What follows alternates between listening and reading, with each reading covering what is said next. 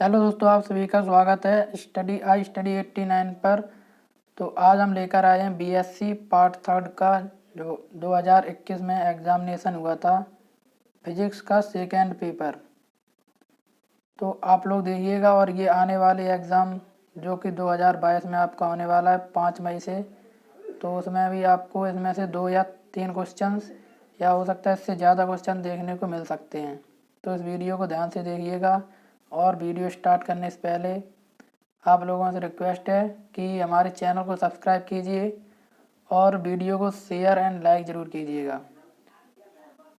तो चलिए स्टार्ट करते हैं वीडियो को। देखते हैं क्वेश्चन नंबर 1 क्या कह रहा है।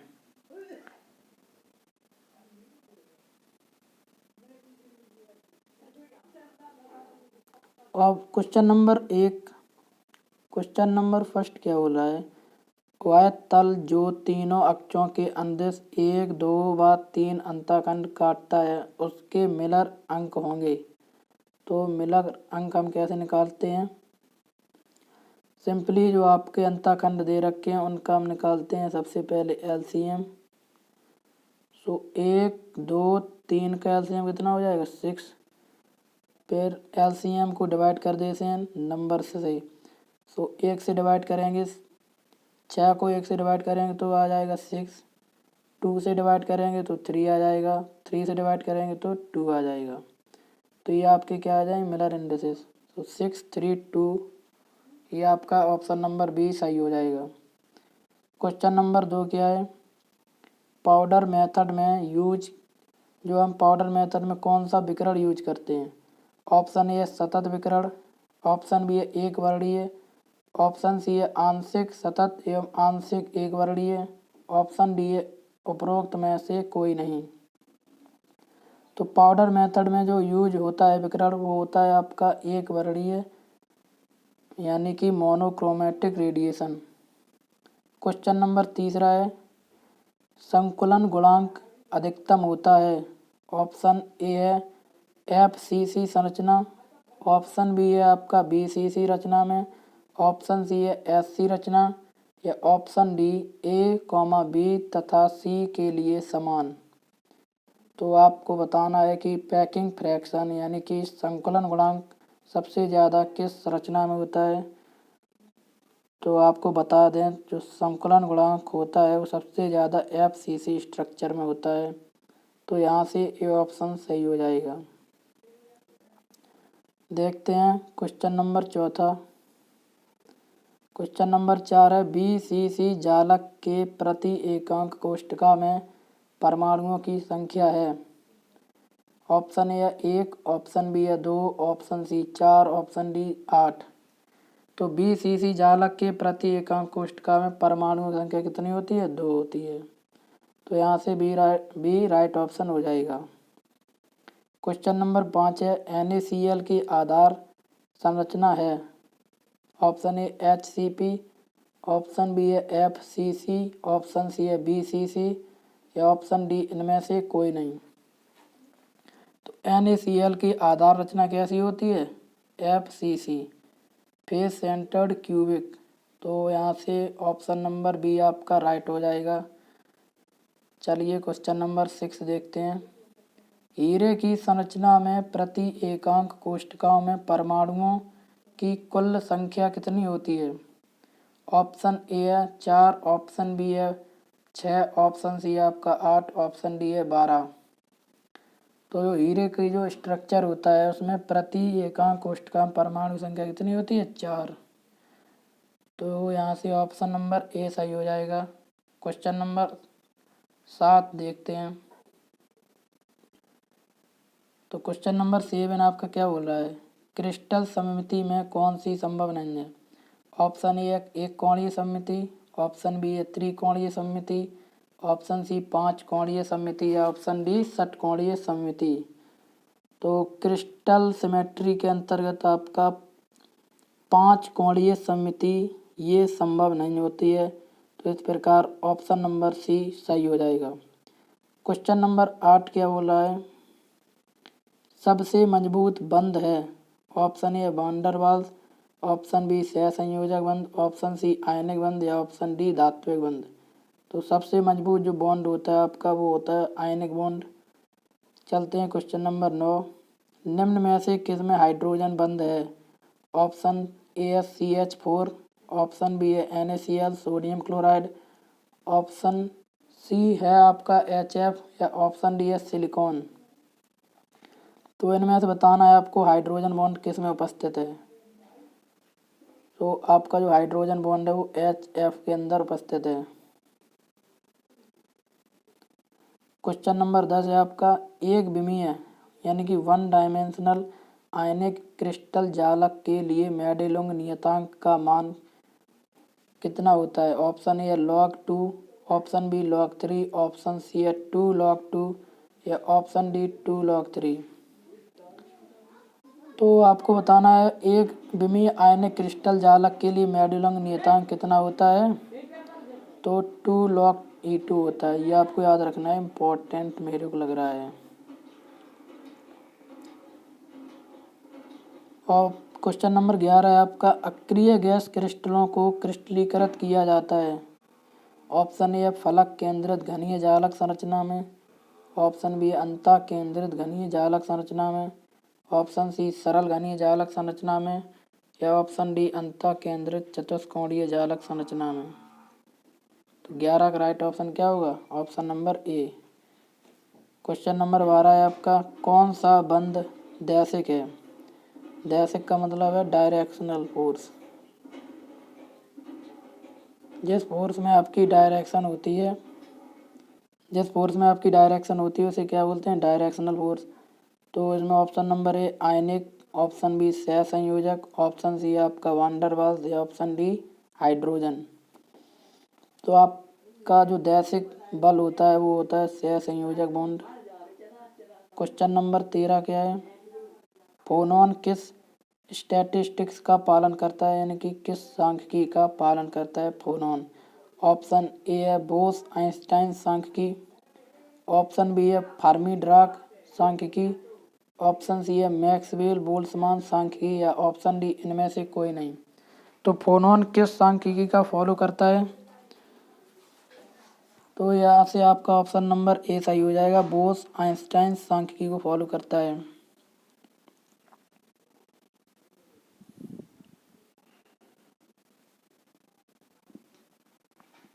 क्वेश्चन नंबर आपका 14 है, डुलांग तथा पेटी के नियम के अनुसार किसी ठोस के परमाणु की तापमान T पर औसत ऊर्जा होती है।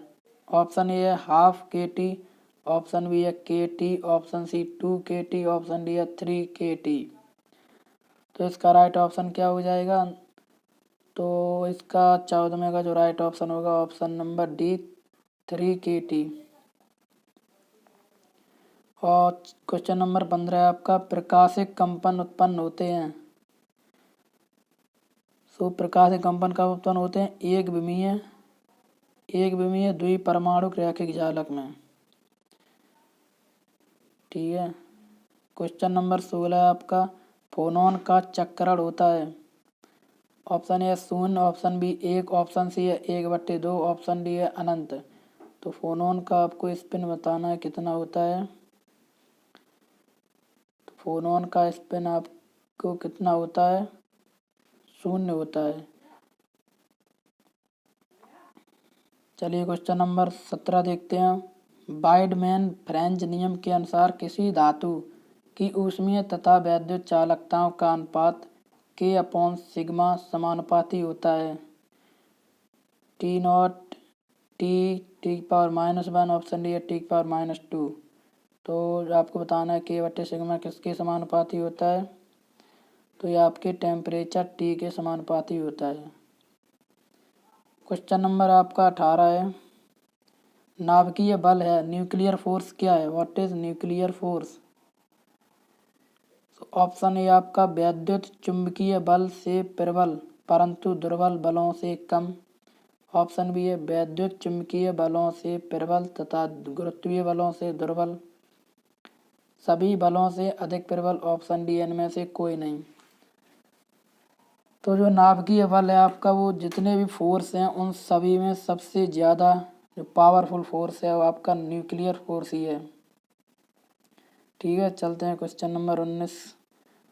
ये आपका पूछ रहा है जो रेडियम नाभिक में कितने, ऑप्शन ए है आपका 138 प्रोटॉन एवं 88 न्यूट्रॉन है। ऑप्शन बी है 138 न्यूट्रॉन तथा 88 प्रोटॉन। ऑप्शन सी है आपका 226 प्रोटॉन तथा 88 इलेक्ट्रॉन। ऑप्शन डी है 226 न्यूट्रॉन तथा 138 इलेक्ट्रॉन। तो इसका राइट ऑप्शन क्या होगा? ऑप्शन नंबर बी हो जाएगा, यानी कि इसमें 88 प्रोटॉन है और 138 न्यूट्रॉन है। चलिए क्वेश्चन नंबर 20 देखते हैं। नाभिक का आयतन परमाणु के आयतन से कितना गुना होता है? जो नाभिक का आयतन होता है वो परमाणु के आयतन से कितने गुना होता है? ऑप्शन ए 10 गुना, ऑप्शन बी है 10 की पावर 5 गुना, ऑप्शन सी है आपकी 10 की पावर 10 गुना, या ऑप्शन डी है 10 की पावर 12 गुना। तो जो आपका नाभिक का जो आयतन होता है वो परमाणु के आयतन का कितना 10 की पावर 12 गुना होता है। तो नाभिक का आकार होता है, क्वेश्चन नंबर 21 है, नाभिक का साइज पूछ रहा है। ऑप्शन ए 10 पे -8 मीटर, ऑप्शन बी है 10 की पावर -10 मीटर, ऑप्शन सी है आपकी 10 की पावर -14 मीटर, या ऑप्शन डी 10 की पावर -28 मीटर। तो जो न्यूक्लियर का साइज होता है वो आपका होता है 10 की पावर -14 मीटर की कोटि का। क्वेश्चन नंबर 22 देखते हैं। बंधन ऊर्जा किसी नाभिक के लिए बताती है। जो किसी नाभिक की जो बाइंडिंग एनर्जी है वो क्या बताती है? ऑप्शन ए स्थायित्व को बताती है, ऑप्शन बी द्रव्यमान, ऑप्शन सी आवेश, और ऑप्शन डी संवेग। तो किसी भी नाभिक की जो बंधन ऊर्जा है वो उसके स्थायित्व को बताती है, यानी कि जितनी अधिक बंधन ऊर्जा होगी वह नाभिक उतना ही स्थायी होगा, और जितनी बंधन ऊर्जा कम होगी वह नाभिक उतना ही अस्थायी होगा। ठीक है, तो आपकी बंधन ऊर्जा किसको बताती है? नाभिक के स्थायित्व को। क्वेश्चन नंबर 23 देखते हैं। सभी नाभिकों का घनत्व, जो जितने भी नाभिक हैं उनका जो डेंसिटी है, ऑप्शन ए लगभग समान रहती है, ऑप्शन बी है भिन्न भिन्न होता है, ऑप्शन सी आपका नाभिक की प्रकृति पर निर्भर करता है, या ऑप्शन डी इनमें से कोई नहीं। तो जितने भी आपके न्यूक्लियस होते हैं उनकी डेंसिटी लगभग सेम ही रहती है। ठीक है, इसमें आपको कंफ्यूज नहीं होना है।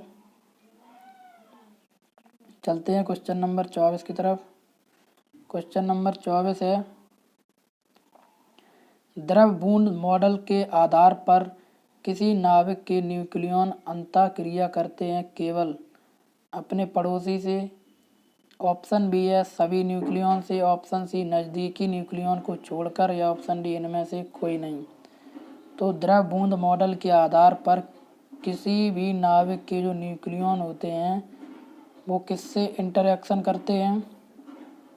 तो अपने पड़ोसियों से इंटरेक्शन करते हैं, पड़ोसी के उनके न्यूक्लियंस होते हैं उन्हीं से। और चलते हैं क्वेश्चन नंबर 25 की तरफ। प्लूटोनियम की अर्धायु 2400 वर्ष है, 24,000 वर्ष है। 72,000 वर्ष तक संरक्षित किया जाए तो इसकी कितनी मात्रा शेष बचेगी? Option A 1/8, option B 1/3, option C 1/4, option D 1/2। तो राइट ऑप्शन क्या हो जाएगा इसका? इसका राइट ऑप्शन होगा ऑप्शन नंबर ए 1/8। चलिए देखते हैं question number next. Question number 26 क्या बोल रहा है? यूकावा सिद्धांत के अनुसार, जो एक वैज्ञानिक थे यूकावा, उन्होंने एक प्रिंसिपल दिया, उसके अनुसार न्यूक्लियनों के मध्य नाभिकीय बल किन के विनिमय के द्वारा होता है? Option A pi meson, option B है आपका म्यू मेसोन, ऑप्शन सी है बीटा पार्टिकल, या ऑप्शन डी पॉजिट्रॉन। तो जो नाभिकीय बल है वो किन के एक्सचेंज के द्वारा उत्पन्न होता है?